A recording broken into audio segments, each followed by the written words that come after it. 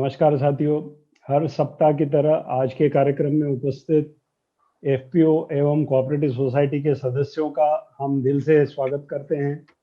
साथियों, मेरा नाम सुनील खैरनार है और मैं इंडीग्राम लैब्स फाउंडेशन और Indian society of agri business professionals संस्थाओं का चेयरमैन हूं। तो विजय जी अगर जुड़ चुके होंगे, अनवर जी आप हमारे साथ बने रहिए। जो अभी जो सज्जन आ रहे हैं, विजय सरदाना जी, ये नैप किसान के बोर्ड पे भी है और food processing, trade, legal, agriculture, commodities, काफी विषयों के बहुत ही नॉलेजेबल व्यक्ति है हमारे सेक्टर के अपने आप। तो Vijay ji, it will be nice to continue with you and then Anwar ji के अगर कुछ सवाल होंगे, कुछ आपको एडवाइस चाहिए होगी अनवर जी, तो ये बड़ा एक अनोखा सेशन हो जाएगा हमारा। Vijay ji please 2 minutes initial address and then we can proceed with your session. सबसे पहले तो मैं अनवर जी को बहुत बहुत बधाई देना चाहूंगा। सुनील, अगर आप ध्यान दें, पिछले 7-8 एपिसोड में yes. हम अपने किसान साथियों को यही बोल रहे थे कि आगे कैसे बढ़ना है। yes. और अनवर भाई ने वो करके दिखाया है। तो जो हम कह रहे थे किसान भाइयों को, आज अनवर भाई का मैं इसलिए धन्यवाद करना चाहता हूं कि आपने जो किया है ये किसानों को कॉन्फिडेंस देगा, एफपीओस को कॉन्फिडेंस देगा कि जो हम यहाँ पे चर्चा कर रहे हैं वो हो सकता है। वही एक रास्ता है आगे बढ़ने का और उसका एक लाइव एग्जाम्पल अनवर भाई और इनकी संस्था है। तो सबसे पहले तो बहुत बहुत धन्यवाद आपको। दूसरा अनवर भाई, बिफोर मैं आगे जाऊं, मेरे को एक बार बताइए, जो 3 कृषि कानून आए हैं ये आपकी संस्था के फायदा करेंगे या नुकसान करेंगे? सर एक्चुअली कॉन्ट्रैक्ट फार्मिंग और सर हम इसके में पहले से काम करते हैं। पिछले 5 सालों से जो भी कुछ चल रहा है, अभी हम भी जो मेरे एफपीसी में हम करते हैं, तो एक्चुअली सर 5 सालों से हम कॉन्ट्रैक्ट फार्मिंग भी करते हैं और कंपनियों के साथ में भी जुड़े हुए हैं और उनको हम सप्लाई भी देते हैं। तो इस चीज में सर थोड़ा सा मेरा हमारे एफपीसी का अनुभव यह है कि जितना भी इसके में नई तरक्की आएगी वो किसानों की फायदे की रहेगी, उसके में नुकसान नहीं होगा किसान। तो मेरा ये कहना है कि ये जो 3 कानून आए हैं जिसको लेके हमारे कुछ किसान साथी दिल्ली के आसपास परेशान हैं, वो कहते हैं नहीं पुराना सिस्टम अच्छा था, कॉन्ट्रैक्ट फार्मिंग में तो जमीन चली जाएगी, बिचौलिए खा जाएंगे, दुनिया भर के कहानियां आपने सुनी होंगी। आपका क्या कहना है कि जिस तरह से एक तो आपने एफपीओ की ताकत लोगों को समझा दी कि भाई कितनी ताकतवर चीज है, अब उस नई ताकत को नए कानून के साथ अगर मैं जोड़ूं तो वो किसानों के फायदे में है या नुकसान में है, ये बता दीजिए। एक्चुअली सर देखिए कि महाराष्ट्र थोड़ा सा पहले से ही हर चीज में एडवांस रहा है। जैसे डायरेक्ट मार्केटिंग के लाइसेंस जो है, जैसे कि हमारे यहाँ पे प्राइवेट मंडी एक्चुअली पहले ही खुल चुकी है। ये जो अभी जो मंडी या कुछ है, एमएसपी रहेगा या मंडी, तो एक्चुअली हमारे यहाँ पे महाराष्ट्र में पहले ही अभी जैसे कि डायरेक्ट डीएमएल लाइसेंस में हमारे कंपनी को भी मिल चुका है। जितने भी यहाँ पे फार्मर प्रोड्यूसर कंपनी है उनको डायरेक्ट मार्केटिंग लिंकेज लाइसेंस पहले ही मिल चुके हैं और हम उसके पे काम कर रहे हैं। जैसे कि मैं एक फार्मर प्रोड्यूसर कंपनी बोल के अगर मैं कोई कंपनी के साथ एग्रीमेंट को जाता हूँ तो पहली वो चीज पूछी जाती है कि डीएमएल लाइसेंस आपके पास में है या नहीं है। प्राइवेट मंडी भी हमारे पास आजू बाजू में खुली है और हमारे यहाँ पे थोड़ा सा शेतकरी संगठनों का भी प्रेशर इतना रहता है कि जब तक एमएसपी डिक्लेयर नहीं होती तो हमारे यहाँ पे शुगर फैक्ट्री नहीं खुलती है। तो उसके वजह से थोड़ा सा महाराष्ट्र में उसकी वजह से आपको दिखता होगा, इसका असर दिखता नहीं होगा आपको कि महाराष्ट्र में किसान एक्चुअली वो सिस्टम से गुजर रहे हैं, उसके वजह से यहाँ पे दूर रहे हैं वो चीजों से लोग। तो कुल मिला के जो नए कानून है उससे आपको फायदा होगा? हाँ, एक्चुअली हम उसमें काम कर रहे हैं नए कानून में पिछले 2 साल से। नहीं, मैं यही जानना चाह रहा था क्योंकि देखिए आपका एक अनुभव है, आपने जो बहुत अच्छी बात एक कही जो मेरे को सबसे अच्छी लगी कि हमारे किसान भाई ये सोचते हैं कि अब तुरंत पैसा मिल जाए और बहुत ज्यादा पैसा मिल जाए, वो बाजार को नहीं समझते हैं और कोशिश ये करते हैं कि मैंने गेहूं पैदा कर दी तो आज 100 रुपए किलो मेरा गेहूं बिक जाए, बाकी मुझे कोई लेना देना नहीं है। वो बाजार को और बाजार की हकीकत को सीखना नहीं चाहते, समझना नहीं चाहते, जो आप लोगों ने गलतियां करके सीखा। आपने भी शुरू में वही गलतियां की होंगी, लेकिन अब आपने सीखा, अब आप आगे निकल गए, और अब आप इतने आगे निकल गए कि अब आप बैंक से नेगोशिएट कर रहे हो। यस। तो ये आपकी ताकत है, क्योंकि नेगोशिएट तो वही आदमी कर सकता है ना जिसकी ताकत होती है। जिसके पास ताकत नहीं है वो क्या नेगोशिएट करेगा, वो तो हाथ जोड़ के ही खड़ा रहेगा। तो मेरा ये कहना है कि जो सबसे अच्छी बात मुझे आपके इसमें लगी कि हमने गलतियां करी, हम आगे बढ़े, हमने बाजार को समझा। लोगों ने कहा कि साहब हम आप पे भरोसा क्यों करें, आप तो माल बेच के गायब हो जाओगे, हमको तो साल भर माल चाहिए, हम आपसे डील नहीं कर सकते। फिर आपने कहा कि हमने 1200 टन माल रखा, क्योंकि हमें 12 महीने देना है। हर महीने अगर हम 100 टन बेचेंगे तो 1200 टन तो माल चाहिए। 100 टन बेचना है, और अगर रोज बेचना है तो रोज का कम से कम 3-4 टन माल बेचना है। तो ये एक जो समझ है व्यापार की, कैश फ्लो की, ये समझ बहुत जरूरी है। तो आपको बहुत बहुत मुबारक, आपको बहुत बहुत धन्यवाद कि आपने एक बहुत ही सफल प्रयास किया। और मैं उम्मीद करता हूं कि, जैसे मैं हमेशा कहता हूं कि अमूल भी आपकी तरह ही छोटी संस्था शुरू हुई थी। अगले 5-10 साल में मैं चाहूंगा कि आपकी संस्था अपने क्षेत्र में एक रोल मॉडल बने, जैसे हम डेयरी में अमूल की बात करते हैं। और बाकी जो आपका एग्रीकल्चर सिस्टम है, तो मेरा निवेदन तो यही रहेगा और मेरी शुभकामनाएं आपके साथ हैं कि बहुत जल्दी ही, बस एक बात का मेरे को आप भरोसा दिला दीजिए आज पब्लिकली, कि किसी भी हालत में क्वालिटी, चाहे कुछ भी हो जाए, आप मिलावट नहीं करेंगे। नहीं सर, वो तो कैसा है, देखिए क्वालिटी 2-3 क्वालिटी बनानी पड़ती है रेट के पर्पज से, लेकिन जो चक्की आटे में हम देते हैं या जो भी कुछ बाकी के है, थोड़ा सा किसान वो चीज से दूर ही रहता है मिलावट से। तो हम कभी नहीं, मैं इसलिए कह रहा हूं, देखिए हैं। अनवर भाई क्या होता है, अनवर भाई जिंदगी में एक बात ध्यान रखिए, ब्रांड आपने बनाया, बहुत मेहनत करी, कभी कभार क्या होता है कि आपने 1200 टन माल लिया। जो दिक्कत कहां आएगी आपको बिजनेस में, जब आप बढ़ेंगे आगे। आज आपने 1200 टन गेहूं रखा, पता लगा कि बारिश हो गई, कुछ हो गया, और उसमें से करीब 20 टन 50 टन गेहूं खराब हो गया, किसी भी कारण से कीड़ा लग गया, नमी ज्यादा आ गई, कुछ और बीमारी हो गई, कहीं कुछ भी गड़बड़ हो गई। अब ये हिम्मत नहीं होती कि यार ये 30 टन माल फेंक दे या उसका कुछ और उपयोग कर लें। तब जो आदमी का जो, जिसे कहते हैं ना कि दिमागी कीड़ा, जिसको हम बोलते हैं, जो गलत चलता है, वो ये चलता है यार किसको पता लगेगा, सड़ गया तो कोई बात नहीं, मिलाओ निकालो। ये जिस दिन सोच शुरू हो जाएगी, उस दिन आपका पतन शुरू हो जाएगा, ये मेरे साहब लिखवा ली। फिर आप मत बोलिएगा बाजार खराब है और कस्टमर खराब है और कंपटीशन खराब है और बड़ी कंपनियां खा गई और छोटी ने तंग कर दिया।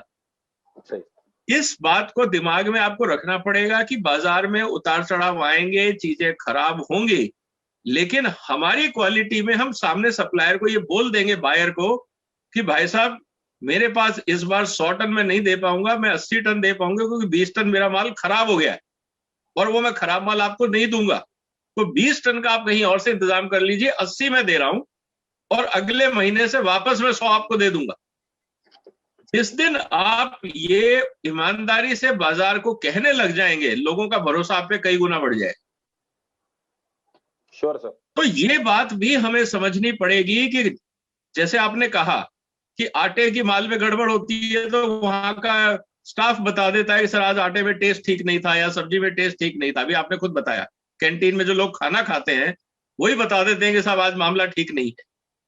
तो इसका मतलब क्या है कि कंज्यूमर को समझ में आता है कि चीज कौन सी सही है और कौन सी खराब है। अब उस भरोसे को जिंदा रखना, ये आपकी ईमानदारी पे निर्भर करता है। भरोसा डायरेक्ट लिंक होता है मालिक और उसके मैनेजमेंट की ईमानदारी से। अगर आप ईमानदारी से काम करते रहेंगे, कस्टमर का भरोसा बना रहेगा। आप गड़बड़ करें और कस्टमर आपको छोड़ के चला जाए, तो आपको बाजार को दोष देने का कोई हक नहीं है। बस ये बात आप अपने एफपीओस में ईमानदारी से सारे साथियों को समझाइए कि चाहे हम 4 पैसे कम उठाएं, चाहे 1 महीना हमें नुकसान हो जाए, लेकिन हम अपने उसूलों को नहीं छोड़ेंगे। हम अपने जो हमारा इमेज है, चाहे कुछ हो जाए, हम 2 नंबर का काम नहीं करेंगे। बस आप बस इसका कमिटमेंट समाज को देते रहिए, समाज आपके साथ खड़ा रहेगा। इसमें विजय जी मैं वादा करते हो? एक एक इंटरवेंशन। मिनट सुनील जी, मैं उनसे एक मिनट, एक लास्ट लाइन मेरे को उनसे प्रॉमिस लेना है कि वो मुझे बताएं कि समाज के साथ ये गड़बड़ नहीं हो। नहीं श्योर सर, हम अभी देखिए हम पहले ही उसी चीज पे ही काम कर रहे हैं, क्योंकि नहीं अनवर भाई, वो आप करिए, मैं डिटेल में नहीं जा रहा हूँ, मैं आपसे सिर्फ एक प्रॉमिस ले रहा हूँ, एक शपथ ले रहा हूँ। श्योर सर, आप शपथ लेते हैं कि कभी भी उसके में कोई भी 19-20 भी कभी नहीं करेंगे। धन्यवाद। सुनील जी आपकी तरफ। वेरी गुड, आपने अनवर जी को इस सेशन पे आके एक शपथ दिला दी अभी क्वालिटी के प्रति और कस्टमर के प्रति। क्योंकि सुनील देखो, मैं क्यों कह रहा हूं ये, अनवर जी की सक्सेस, देखिए बाजार में उतार चढ़ाव आता है, जिस दिन दिक्कतें आएंगी, सामान खराब हो गया, कुछ हो गया, उस दिन अगर गड़बड़ करी ना तो पूरी जो मेहनत करी है 10 साल वो बर्बाद हो जाएगी। यह शपथ इसलिए जरूरी है कि मैं नहीं चाहता किसी भी हालत में अनवर जी की संस्था को लोग ये कहे कि यार ये माल ठीक नहीं दे, चाहे 2 पैसे कम कमाओ लेकिन ईमानदारी मत। सर शुक्रिया, अभी ये चीज हम बांध कर रखेंगे, ये चीज को हमेशा लाइफ टाइम। आपका अच्छा सुझाव है, हम भी इस पे अमल करेंगे हमेशा कि ये चीज में हमको रुकना है तो आपका सजेशन हम हमारे सराखों पे रहेगा हमेशा। बहुत बहुत धन्यवाद। और मैं आपको और मेरी तरफ से प्रॉमिस करता हूं कि अगर आपका माल दिल्ली में मेरे मोहल्ले में बिकेगा तो मैं आप ही का माल खरीद, एक कस्टमर दिल्ली में मैं आपको दे। Thank you sir, thank you sir. Anwar ji, अगर आपके कोई टेक्निकल सवाल हैं फूड प्रोसेसिंग को लेके, क्योंकि आप उस फील्ड में डेयरी को लेके या इवन मार्केटिंग को लेके, तो आप पूछ सकते हैं विजय जी से, वो बहुत एक्सपर्टीज रखते हैं इन सब एरियाज में। अगर आपके मन में कोई समस्या या इस तरह का प्रॉब्लम है कि जहां आपको गाइडेंस की जरूरत है। एक्चुअली सर देखिए कि अभी जो हम फ्यूचर में जो मनु के अंगूर के लिए जो मार्केटिंग के सोच रहे हैं, उसके लिए आपका मेरे को मैं आपसे सतत कांटेक्ट में रहूंगा, क्योंकि अलग अलग कोल्ड स्टोरेज की टेक्नोलॉजी आ चुकी है और उसके में भी कुछ मॉडर्नाइजेशन हो चुका है। जैसा कि थोड़ा सा स्टार्ट में हमने 2013 में कुछ मशीन्स लगवाई तो दिक्कत आ गई उसके में, तो हम आपसे जरूर, मैं आपके संपर्क में रहूंगा, क्योंकि कुछ दिक्कत है। अभी खुशी भी सर ने बताया, नैप किसान नाबार्ड से भी जुड़े हुए हैं, अगर कुछ एपीसीज को कुछ दिक्कत है तो मैं आपके सामने रख सकता हूँ चीजों को, या कुछ मेरे अभी जो आगे अंगूर के लिए हम करने वाले हैं, तो सर हम आपके साथ में जरूर संपर्क में रहेंगे एडवांस टेक्नोलॉजी के लिए, या कुछ अगर और कुछ गवर्नमेंट्स के कुछ उसमें हमको मदद होती है तो उसके लिए सर। विजय जी, ये सॉरी हाँ बोलो, मनु के को लेके टेक्नोलॉजीज का अगर कोई गाइडेंस दे सकते हैं तो आप दे देंगे। और बिल्कुल, मैं इसमें वही कहने वाला था सुनील कि देखिए जो किशमिश है ना, उसमें कलर का बहुत बड़ा फैक्टर आता है। आपने देखा होगा बाजार में कई बार बहुत डार्क कलर की किशमिश आती है, कहीं पे एकदम येलोइश बिल्कुल व्हाइटिश किशमिश भी बाजार में मिलती है। अब ये ब्लीचिंग इफेक्ट भी आता है, सल्फर कंटेंट का भी एक इश्यू हो जाता है, लोग कई तरह से इसको काम करते हैं। मेरा निवेदन ये है अनवर भाई, आप एक काम करिए कि एक बार आप एनआरसी ग्रेप चले जाइए, पूना के पास जो अपना मंचर में है, शायद पूना के रास्ते में नहीं, पूना के वहां नाम में जो मंचर है या कुछ है और नाम है, वहां से 12 किलोमीटर है पूना से, जो भी है, वहां पे आप जाइए। उन्होंने कई सारे जो अलग अलग ढंग से अपना बनता है, डिहाइड्रेशन प्रोसेस है, और उससे जो क्वालिटी है वो एक बार आप समझ लीजिए वैज्ञानिक दृष्टि से। उसके बाद एक बार जब उस आप प्रोसेस को समझ जाएंगे, फिर आपको कौन सी मशीन सूटेबल होगी, कैसे हम उसको सही ढंग से इस्तेमाल करें, कौन सी मशीन की इस्तेमाल किस कैपेसिटी का होगा, वो फिर हम आपको गाइड करते हैं। तो आपके सामने सैंपल भी होगा, और अपने जो वैरायटी है आपकी ग्रेप्स की, ये जरूर समझ लीजिएगा कि कौन सी ग्रेप वैरायटी से अच्छा आपका ड्राइड ग्रेप और डिहाइड्रेटेड ग्रेप बनता है। और इसमें 2 तरह का होता है, एक मैकेनिकल ड्राइंग होता है और एक सन ड्राइंग भी होता है। और सन ड्राइंग में अगर आप करते हैं तो उसके थोड़ा सा एक अलग प्रीमियम आता है, एज ए स्नैक लोग भी इस्तेमाल करते हैं, और बाकी इंडस्ट्रियल लेवल पे जो काम होता है वो भी होता है। तो एक बार आप समझ लीजिए कि आपको किस दिशा में जाना है, और वहां आपको लाइव सैंपल मिल जाएंगे।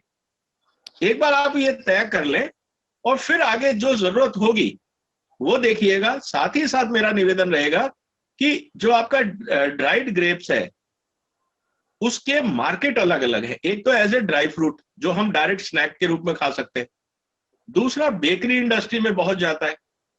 बेकरी इंडस्ट्री में उसका क्या यूज है, आइसक्रीम इंडस्ट्री में जाता है, उनको उतना बड़ा शायद साइज नहीं चाहिए जो हमें ड्राई फ्रूट्स में चाहिए। तो आपको ये समझना पड़ेगा कि कौन से साइज की रिक्वायरमेंट कहाँ है। तो जब आप ग्रेडिंग करेंगे तो उसी लॉट में जो आपको छोटा साइज मिलेगा वो आपका इंडस्ट्रियल एप्लीकेशन में चला जाएगा, और उसमें जो बड़ा साइज है वो आपका ड्राई फ्रूट के रूप में आ जाएगा, तो उसमें आपको प्रीमियम मिल जाएगा। तो एफएक्यू क्वालिटी पे मत जाइएगा, आप ग्रेडेड जाइएगा, उसमें आपको जो प्रीमियम है ब्रांडिंग में आपको हेल्प मिलेगी। ओके अनवर जी, कोई और सवाल है आपका या? नहीं सर, नहीं सर, नहीं सर, कुछ नहीं। अच्छा, तो बहुत बहुत धन्यवाद अनवर जी, आपका प्रेजेंटेशन बहुत ब्रिलियंट था। आप काफी ओरेटरी में महारत है आपको, तो बहुत बहुत बधाई आगे के लिए। Thank you sir, thank you. तो विजय जी, जो सवाल है आपके लिए, उसमें तो एक बहुत ही लंबा चौड़ा क्वेश्चन आया हुआ है। तो उसमें वो कह रहे हैं कि they are asking all technical finance related questions, Vijay, कि agriculture activities carried out by FPO and income earned shall be treated as agriculture income under income tax act or not, वगैरह वगैरह। तो taxability of patronage bonus, taxability of dividend, taxability of bonus, so all kinds of things have been asked। तो इसमें शायद हम एक chartered accountancy firm होगी जिनके साथ हम लोग काम करते हैं, तो इस तरह की फर्म का एक सेपरेट सेशन, जैसे हमने पहले भी बताया, और कुछ सवाल एफपीओ की फॉर्मेशन को लेके भी हैं, तो वो सारे सवालों को इकट्ठा करते हुए सारे इश्यूज हम एक सेपरेट एपिसोड में एड्रेस कर देंगे। नहीं, इसमें मेरा ये कहना है सुनील जी कि एक कॉन्सेप्ट को हमेशा हमें ध्यान रखना चाहिए, income from any source except agriculture income, चाहे वो डिविडेंड है, चाहे वो आपका इंटरेस्ट इनकम है, या किसी भी फॉर्म की इनकम है, minus agriculture income which is from your farm activity, only that farm activity is exempted, any other form of income is taxable. ये हमें बेसिक चीज ध्यान रखनी चाहिए। अब जो आप बाकी सोर्स ऑफ इनकम बता रहे हैं, चाहे इनकम फ्रॉम डिविडेंड और इनकम फ्रॉम इंटरेस्ट और income from renting, income from any other source, all are taxable. हाँ, आपको जो एग्जेम्पशन मिलता है वो एग्जेम्पशंस के डिफरेंट क्लॉज हैं, वो आप अपना जो चार्टर्ड अकाउंटेंट है वो आपको गाइड कर देगा कि आप किस चीज के एंटाइटल्ड हैं और किस चीज के एंटाइटल्ड नहीं।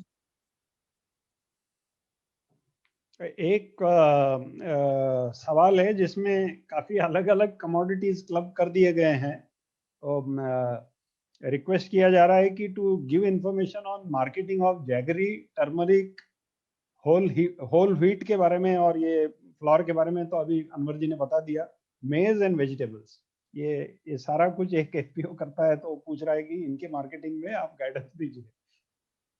बहुत अच्छा सवाल है। देखिए, मार्केटिंग, जैसा मैंने पहले भी कहा कि market is a game of common sense, ये कोई बहुत बड़ी रॉकेट साइंस नहीं है। आपको दो चीजें समझनी होंगी कि मार्केटिंग में दो कैटेगरीज है। एक तो होता है कस्टमर बायर, कंज्यूमर बायर, जैसे आप और हम हैं, जो इंडिविजुअल बायर होता है। एक होता है इंस्टीट्यूशनल बायर, जैसे कैंटीन्स हैं, होटल्स हैं, जो कमर्शियल पर्पस के लिए परचेज करते हैं। दो चीजें अलग हैं। और अनवर भाई के प्रेजेंटेशन में भी आपने देखा होगा कि दोनों जो अप्रोच है वो अलग थी। सबसे पहली बात है कि आप कंज्यूमर क्या चाहता है, इसमें अगेन मैं कह रहा हूं रॉकेट साइंस नहीं। आप अपने आप को कंज्यूमर के शूज में डालिए।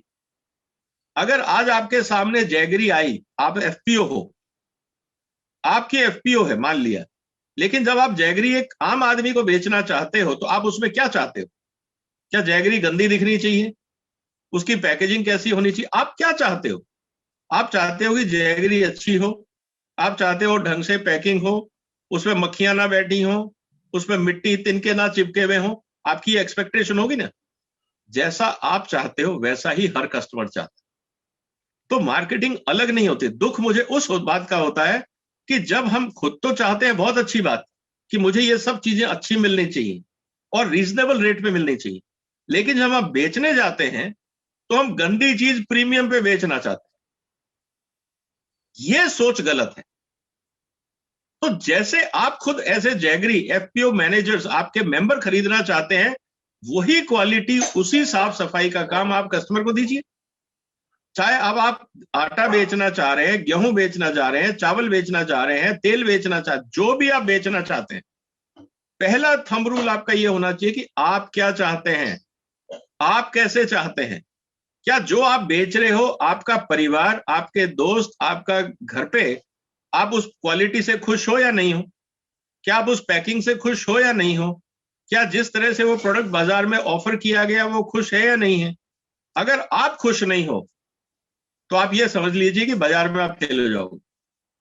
इसमें कोई रॉकेट साइंस नहीं है। आपको समझ में नहीं आ रहा, आप अपने प्रोडक्ट की पैकिंग लीजिए और अपने दोस्तों और मोहल्ले में बताइए कि हम ये पैकिंग कर रहे हैं, अब बताइए आप इस पैकिंग का इतना पैसा दोगे या नहीं दोगे। अगर आपके घर में ही लोग खरीदने को तैयार नहीं है तो आप बेचने क्यों गए बाहर? क्यों आपने टाइम और पैसा वेस्ट किया? तो कहने का मतलब यह है कि जब तक आप अपने मानसिकता में अपने आप को कंज्यूमर नहीं बनाओगे और एज ए एफपीओ के ऑफिस बियरर या सप्लायर या सेलर के रूप में रहोगे, तो आपको कभी भी सफलता नहीं मिलेगी। आप हमेशा कंज्यूमर की नजर से सोचिए। छोड़ो तुम उसको।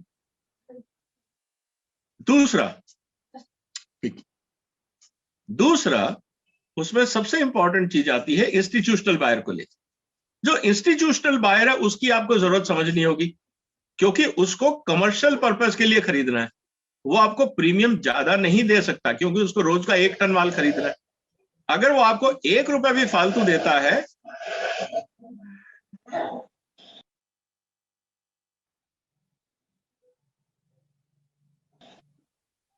अगर वो 1 रुपया भी फालतू देता है तो उसका रोज का 1000 रुपए का खर्चा बढ़ता है।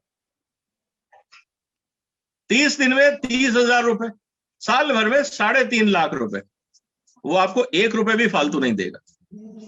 इंस्टीट्यूशनल बायर की सोच रिटेल बायर से अलग होती है, ये हमें समझना पड़ेगा।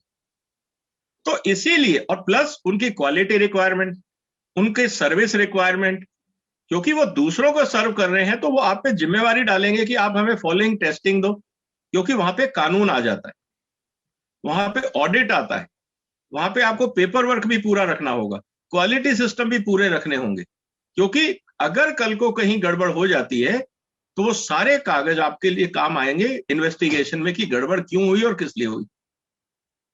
तो आपको दोनों की सोच को समझना होगा और आगे बढ़ना होगा, लेकिन दोनों में एक चीज कॉमन है कि क्वालिटी पे कोई कॉम्प्रोमाइज नहीं करेगा। विजय जी, एक सवाल है, Ghanshyapur farmer producer company Darbhanga, वो पूछ रहे हैं कि हमको we want to work in fisheries और 1 से 1.5 किलो मछली में ट्रेड करना चाहते हैं, तो लॉजिस्टिक सपोर्ट और गाइडेंस दें इसको लेके। देखिए, बहुत इंपॉर्टेंट सवाल है क्योंकि हाईली पेरिशेबल प्रोडक्ट है। कोशिश ये करें कि आप जो आपके नजदीक एरिया है, देखिए आज की तारीख में फिशरीज में 2-3 तरह से मार्केटिंग हो रही है। एक तो आप जो आपका नियर बाई मार्केट है, चाहे आपके वहां पे रेस्टोरेंट्स होंगे, ईटरी सिस्टम होगा, आपके वहां पे कोई और स्पेशलिटी शॉप्स होंगी, पहले आप ये देखिए कि उनकी डिमांड कितनी है और वो किस साइज की है। आपने 1 किलो 1.5 किलो की बात करी, हो सकता है कि उनको छोटा चाहिए, बड़ा चाहिए, हर पर्पज के लिए रिक्वायरमेंट अलग होती है। फिर आपके पास कौन सी फिश है उसके हिसाब से भी डिमांड में फर्क आता है। बहुत सारे लोग ऐसे होते हैं जिनको टिपिकल रेसिपी के लिए एक पर्टिकुलर फिश चाहिए होती है, लेकिन बहुत सारे ऐसे होते हैं जिनको, जैसे बासा फिश है विच इज वर्चुअली बोनलेस जिसको वो बोलते हैं, वो उसकी डिमांड काफी रहती है। होल फिश एक अलग चीज है। फिर फिश फिले, जब आप उसको ड्रेसिंग करके उसके पीसेस बना के रखते हैं, वो एक अलग रिक्वायरमेंट है। तो आपके पास इंफ्रास्ट्रक्चर क्या है, पहले आपको ये देखना होगा। दूसरा, आपका कस्टमर क्या है, आपको वो देखना होगा। तीसरा, आप वहां से कितना दूर ट्रांसपोर्ट करना चाहते हैं, आपको ये देखना होगा। फिश के अंदर सबसे बड़ी प्रॉब्लम आती है पेरिशेबिलिटी, क्योंकि फिश में अगर आप देखेंगे तो जैसे जैसे फिश का टाइम निकलता है, कस्टमर कैसे पता करता है कि फिश फ्रेश है या खराब है या पुरानी है? अक्सर फिश में क्या होता है कि कंज्यूमर उसका गिल खोल के देखता है। जो गिल अगर आप उठाओगे, अगर वो पिंकिश है, इसका मतलब वो फ्रेश है। जितना वो डार्क होती जाएगी उतना वो पुरानी होती है। तो ये एक तरीका होता है देखने का। आपको ये देखना पड़ेगा कि आप कहां क्या बेच रहे हैं, पहला। दूसरा तरीका ये है कि अगर आपका प्रोडक्शन बेस एक जगह है और आपको वहां से आगे लेके जाना है, मान लीजिए कि आज आप दरभंगा, आपने कौन सी जगह बताई थी सुनील जी? दरभंगा में है। दरभंगा में। अब आप दरभंगा है, दरभंगा से आपको पटना लेके जाना है, या भागलपुर लेके जाना है, या फिश को कलकत्ता लेके जाना है, या आपको कहीं और सिलीगुड़ी लेके जाना है, जो भी आपके नजदीक एरिया बैठते हैं जहां आपको पोटेंशियल मार्केट दिखता है, हो सकता है कि मेरा एक सुझाव है आपसे, सोचिएगा, आप फिश को हार्वेस्ट करके ट्रांसपोर्ट मत करिए। आप जैसे सिंटेक्स टैंक होता है ना, सिंटेक्स टैंक लीजिए और उसमें लाइव फिश डाल दीजिए, फिश को हार्वेस्ट मत करिए। अब क्या होगा कि अगर आप दरभंगा से कलकत्ता जाते हैं और आपका एक दिन माल नहीं भी बिकता है, तो मछली अंदर जिंदा है, वो फ्रेश रहेगी। तो जब आपकी डिमांड आए उस समय, उससे पहले 3 घंटे 4 घंटे 1 घंटे पहले आप हार्वेस्ट कर लीजिए। तो कस्टमर को हमेशा जब फ्रेश मिलेगी तो आप उसको ब्रांडिंग कर सकते हैं कि fresh fish live catch in front of you. तो आप अगर उस टैंक के अंदर आपकी फिश है और आपने दुकान में वो टैंक रखे हुए इंस्टेड ऑफ डिस्प्ले के, बहुत से लोग क्या करते हैं, फिश का डिस्प्ले करते हैं, निकाल के आइस लगा के डिस्प्ले करते हैं। मैं कहता हूं आप वो मत करो, आप लाइव टैंक में रखो फिश को, और जो कस्टमर मांगे उसको लाइव कैच पकड़ा दो। देखिए आपकी ब्रांडिंग अलग हो जाएगी, आप उसका प्रीमियम ले सकते हैं, क्योंकि उससे फ्रेश तो बाजार में मिल नहीं रहा, तो लाइव कैच है। तो आप बड़े टैंक में से छोटे में शिफ्ट करते रहिए, तो आप क्रिएटिव कर सकते हैं काम को मार्केटिंग के लिए, और उसका फायदा हो जाएगा। तो विजय जी, इसमें 2-3 फिर से काफी टेक्निकल सवाल हैं जो फिनांस टाइप ही हैं, कि क्या सब्सिडी पर भी इनकम टैक्स लगेगा, income from lease hold land, is it taxable for FPO, FPO को फार्म मशीनरी बैंक पर सब्सिडी मिलती है, क्या वो टैक्सेबल है? इस तरह के सवाल। देखिए, जो आपको सब्सिडी मिलती है वो ऑफसेट होता है अगेंस्ट पेमेंट, वो बैंक को जाती है। अगर आपने बैंक से लोन लिया है, मान लीजिए 10 लाख रुपए का आपने बैंक से लोन लिया और उसमें 20% सब्सिडी है या 50% है, तो जब आपने बैंक से लोन लिया है और सरकार आपको सब्सिडी नहीं दे रही है, वो आपके अकाउंट में जा रही है, तो वो बैंकर अपने पास रखेगा, आप उसको ट्रांजेक्शन में मत लीजिए ना। आपने 10 लाख का लोन लिया, 5 लाख आपको सब्सिडी मिली, वो सीधा आप बैंक को कह दो कि आप इसको डिडक्ट कर दो, तो अब आपका लोन बच गया सिर्फ 5 लाख। मशीन आपने 10 लाख की खरीदी, 5 लाख सब्सिडी मिली, सीधा आप बैंक को ट्रांसफर कर दो, आपको हाथ लगाने की जरूरत नहीं उस पैसे को, बचा आपका 5 लाख। 5 लाख रुपए पे आपको ब्याज देना है, उस पर कोई टैक्स नहीं है, क्योंकि आपको तो इंटरेस्ट देना, कमाई तो है नहीं। और जो सब्सिडी आई वो बैंक में जो आपने लोन लिया उसके अगेंस्ट ऑफसेट हो गई, तो वो चैलेंज नहीं है। दूसरा इशू आता है कि बाकी जो सोर्स ऑफ इनकम है, चाहे आपने लीज रेंटल है, आपका कोई वेयर हाउस रेंटल है, वेयर हाउस रेंटल में खासकर एग्री के अंदर जीएसटी नहीं लगता है, लेकिन अगर आपका इनकम होता है तो इनकम टैक्स तो बनेगा अगर आप उस स्लैब में आते हैं। तो मैंने जैसे कहा कि लाइफ में एक कॉमन सिंपल कंफ्यूजन हटाने के लिए एक चीज रखिए, अगर ये इनकम है, इनकम, यहां तक कि अगर कल को आप अफीम बेचते हैं और क्राइम भी करते हैं, देखिए इंटरेस्टिंग चीज मैं आपको कानून की बता देता हूं, अगर आप क्राइम करके भी इनकम जनरेट करते हैं तो उस पर भी टैक्स लगता है। क्राइम का केस अलग चलेगा, जेल आप जाएंगे क्योंकि आपने क्राइम किया है, लेकिन टैक्स भी देना पड़ेगा क्योंकि इनकम हुई है उससे। तो ये इनकम तो इनकम टैक्स पे लगेगा ही, ये आप मान के चले, सिर्फ एग्रीकल्चर इनकम आपकी घटेगी। इसमें विजय जी कुछ सुझाव है आगे को लेके।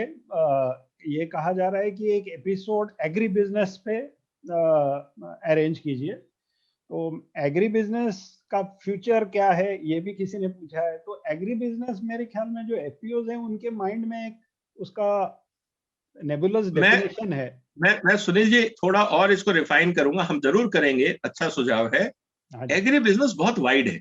हाँ वो एग्री बिजनेस में फूड बिजनेस भी आता है, एग्री बिजनेस में लाइव स्टॉक भी आता है, एग्री बिजनेस में कॉटन भी आता है, एग्री बिजनेस में रबड़ भी आता है, एग्री बिजनेस में आप और एक्स्ट्रापोलेट करोगे तो जूता बनाना भी आता है, क्योंकि वो भी लेदर से बनता है, और लेदर के इज ए एग्री प्रोडक्ट। तो मेरा सिर्फ रिक्वेस्ट रहेगा, हमारे जितने भी साथी लोग दर्शक है जो देख रहे हैं, कि थोड़ा सा और स्पेसिफाई कर दे एग्री बिजनेस में कौन सा सेक्टर है और क्या एक्टिविटी, तो बात करने में और अच्छा लगेगा।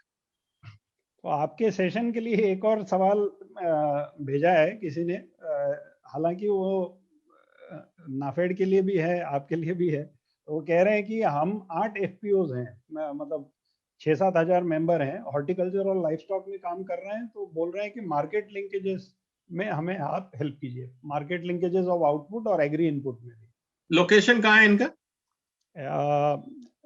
दे आर नॉट मेंशन्ड दैट, वो कर लेंगे। तो मेरा निवेदन है कि जब भी हमारे एफपीओ साथी या कोई भी क्वेश्चन डालते हैं ना, अपनी लोकेशन जरूर लिखें और क्रॉप का नाम जरूर लिखें। ठीक है।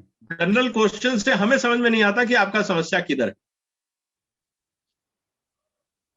So that's it Vijay ji, आज के लिए सवाल जो है, जो नेचर ऑफ सवाल हैं, काफी सवाल ऐसे लगता है कि सीए चार्टर्ड अकाउंटेंसी फर्म के साथ एक डिटेल 1-2 घंटे का सेशन करना पड़ेगा, क्योंकि काफी बेसिक से लेके कुछ एडवांस सवाल हैं फाइनेंस को लेके। तो धन्यवाद विजय जी, फिर से आपने टाइम दिया हर हफ्ते की तरह। तो हर हफ्ते आपका जो ब्लैंक चेक हमारे पास है, हम उसको कैश करते रहेंगे टिल इन्फिनिटी। मैं रिक्वेस्ट करता हूं सुदर्शन जी को कि वो वोट ऑफ थैंक्स दें। सुदर्शन जी सीईओ फीफा है। Thank you Sunil ji. आज के फीफा की एफपीओ संघ साझेदारी की आत्मनिर्भरता अभियान और उद्यमिता अभियान के 10वीं कड़ी में श्री राजकुमार मिश्रा जी, जो कि जनरल मैनेजर है director of postal life insurance, Shri Anwar Shaikh ji, जो कि एमडी है भोसे एग्रो प्रोड्यूसर कंपनी के, और हर सैटरडे की तरह श्री विजय सडाना सर, इन तीनों ने हमें मार्गदर्शन किया। और जो उद्देश्य मुझे लग रहे थे कि एक एपिसोड शुरू करने के वक्त हमने रखे थे, वो मुझे सफल होते हुए दिख रहे हैं। जिस तरह से इंटरेक्शन हो रही है, जो एफपीओ के खुद के अनुभव है वो हमारे सामने पेश हो रहे हैं। जो नई तकनीक एफपीओ के लिए चाहिए, चाहे वो तंत्रज्ञान कृषि से संबंधित हो या फिनांस से संबंधित हो, इंश्योरेंस हो, बैंकिंग हो, इस तरह के जो एक्सपर्ट्स हैं, जो आज मिश्रा जी के रूप में हमें मिले हैं, अनवर जी के रूप में हमको एफपीओ के जो उदाहरण है कि कैसे एफपीओ एक यशोगाथा लिख सकती है, और उनके मार्केटिंग के लिए जो एडवाइस चाहिए, जो उनके बिजनेस चलाने के लिए एक्सपर्टीज चाहिए, हमारे साथ विजय सडाना सर हर शनिवार की तरह मौजूद है और उनका बहुमूल्य मार्गदर्शन हमें मिल रहा है। तो मुझे ये सारा हमने जो उद्देश्य रखे थे एपिसोड और एक कड़ी पेश करते हुए, वो सफल होते हुए दिख रहे हैं। तो बहुत बहुत धन्यवाद आप तीनों का, और Sunil ji, आईसेफ team, FIFA team और नाफेड टीम जो मेहनत ले रही है ये सारा सफल करने में, बहुत बहुत धन्यवाद उनका भी। और जो हमारे फीफा मेंबर्स एफपीओस है वो हर शनिवार की तरह आज शामिल हुए हैं, उनका बहुत बहुत धन्यवाद। Thank you Sunil ji. तो thank you very much Vijay ji, Anwar जी, सुदर्शन जी। साथियों, अगले शनिवार को फिर मिलेंगे 11 बजे। आपके कैलेंडर में ये मार्क कर लीजिए, अगले 52 हफ्ते ये कार्यक्रम चलेगा। जितनी तादाद में जुड़ सकते हैं आप फीफा के मेंबर बनिए। उसके बारे में आपको चैट बॉक्स में सारी डिटेल दी गई है। अगले हफ्ते मिलेंगे। नमस्कार। नमस्कार। Thank you.